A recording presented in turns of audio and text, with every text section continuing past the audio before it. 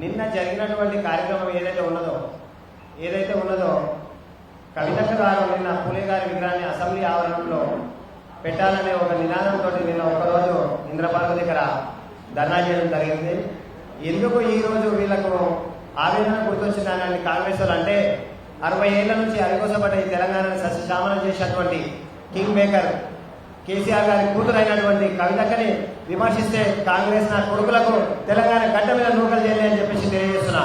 బిడ్డ, ప్రతిసారి మీరు ప్రతి 69లో ఉద్యమం చేసినప్పుడు 369 మంది చంపింది కాంగ్రెస్ ప్రభుత్వం. అదేవిధంగా 2001 నుంచి వచ్చినటువంటి ఉద్యమాన్ని 14 వరకు వచ్చినటువంటి 1200 మందిని కాల్చి చెప్పిన ఒక కసాయి కాంగ్రెస్ ఈ రోజు కవితక్క గురించి మాట్లాడితే బిడ్డ నాలుగలు చీరుతామని చెప్పేసి తెలియజేస్తున్నాం మీకు. ఎందుకంటే ఈ రోజు బీసీ బిడ్డల కోసం అక్క నడుము కట్టి మా కష్టాలు కన్నీళ్లు ఆవేదనను చూసి అక్క మాకు ఈరోజు సంఘీభావం ప్రకటించింది.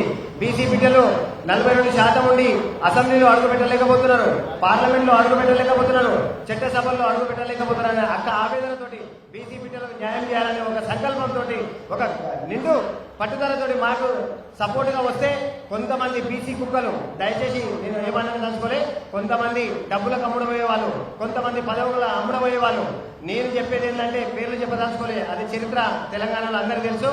బిడ్డ, తెలంగాణలో ఉన్నటువంటి బీసీ బిడ్డల కోసం అక్క అనుక్షణం రాత్రనగా పగలనగా ఎండనగా వారనగా నీడనగా నిప్పనగా మాకు అక్క సపోర్ట్ గా ఉంది. అక్క మీద ఈగ వారితే మరో తెలంగాణ అగ్నిగుండం అయిపోతుందని చెప్పేసి కాంగ్రెస్ వాళ్ళకి నేను తెలియజేస్తున్నా. ఈ రోజు మీరు ఇచ్చిన హామీలు ఏమైపోయినాయి? ఆ 420 హామీలు 6 గ్యారంటీలు ఆటకెక్కినాయి. ఒక్క హామీని అమలు చేయలే. 1,68,000 కోట్లు ఈ రోజు మీరు అప్పు చేసి తెలంగాణ ప్రజల మీద నెత్తి చేస్తున్నారు. ఈ రోజు ఒక్క ఇంప్లిమెంటేషన్ లేదు. ఈ రోజు మా కోసం అక్క మా కోసం వచ్చి సంఘీభావం ప్రకటిస్తేనే మీ గుండెల్లో రైలు పరిగెడుతున్నాయంటే రాబోయే చరిత్రలో 30 సంవత్సరాలు తెలంగాణ గడ్డ మీద కాంగ్రెస్ మూలకెత్తుందని చెప్పేసి ఒక తెలంగాణ ఉద్యమంగా మీకు సవాల్ చేస్తున్నా. బిడ్డ, నేను చెప్పేదాల్సింది ఏంటంటే ఇదే తెలంగాణ రాష్ట్రంలో 30-40 లక్షల మంది కుర్మ బిడ్డలు ఉన్నారు. మొన్న కులగణన చేశాం, అందులో మా కుర్మ పేరు లేదు. మాకు చాలా సిగ్గుచేటైన విషయం అని చెప్పేసి ఈ వేదిక ద్వారా నేను రేవంత్ రెడ్డిని అడగాల్సుకున్నా. కానీ రాజకీయాలు చేయండి, ప్రజాస్వామ్యంలో ప్రజలకు కావాల్సినటువంటి పద్ధతిలో రాజకీయాలు చేయండి. కానీ కక్ష సాధింపు రాజకీయాలు మానుకోండి. దయచేసి నేను కాంగ్రెస్ లీడర్లకు కానీ కవితక్క మీద అవాకులు చెవాకులు పేలితే రేపు జరగబోయే తీవ్ర పరిణామాలు ఉంటాయని చెప్పేసి హెచ్చరిస్తూ జై తెలంగాణ.